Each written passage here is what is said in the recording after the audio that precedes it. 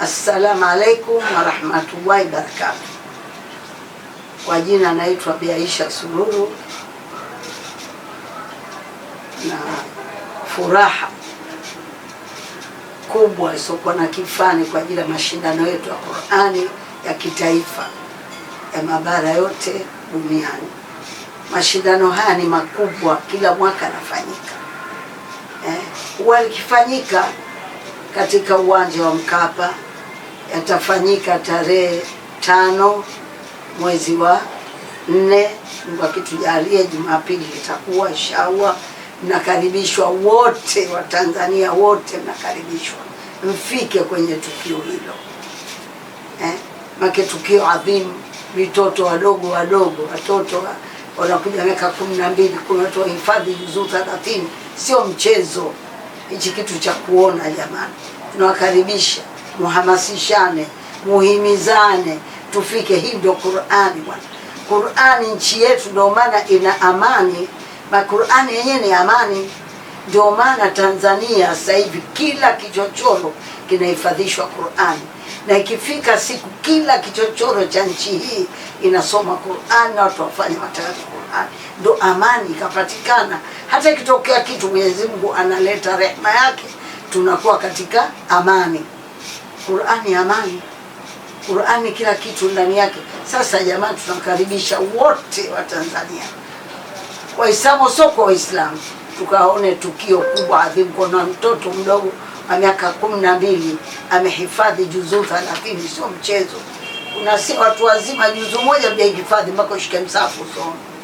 Hii sio kitu kidogo jamani. Nakaribishwa wanawake, wanaume, mchukue na vijana wenu, mchukue watoto wenu waje waone vipi na wao wahamasike kujua Qur'ani kitu gani.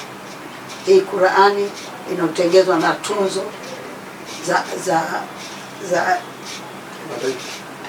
tunzo za taifa kupitia Sheikh Kaporo, Othman Kaporo Makendo, na ndio muasisi wa mwanzo alofanya mambo haya, tukafanya mambo makubwa.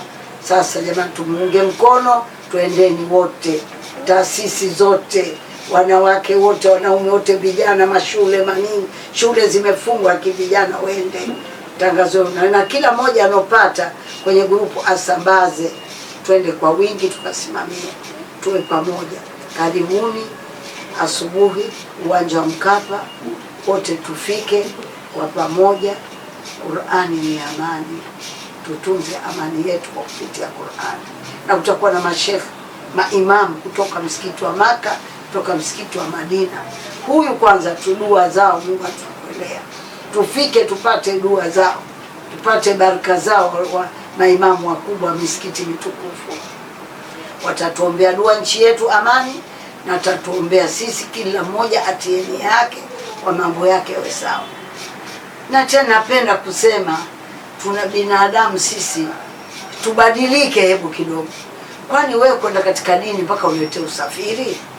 Jamani, huu Uislamu tutoke wenyewe twende. Mimi nikikuletea usafiri wewe una thawabu, thawabu ninazo mimi, make mimi ndo nokuleta. Bila mimi kukuleta usingefika pale mahala. Sasa thawabu unaipata wapi? Umepoa usafiri, njoo. Hujapoa usafiri, njoo kaihudhuria ile Qur'ani bwana. Waislamu takatuonekane, tujae ukumbi, ujazwe ile yote, ile Mkapa ujae ufurike, tutoke kwa wingi, twende watoto wetu, kila mmoja mwambie mwenzetu, hamasishane. Basi inshallah, wa hadha, assalamu alaikum rahmatullahi wa barakatuh.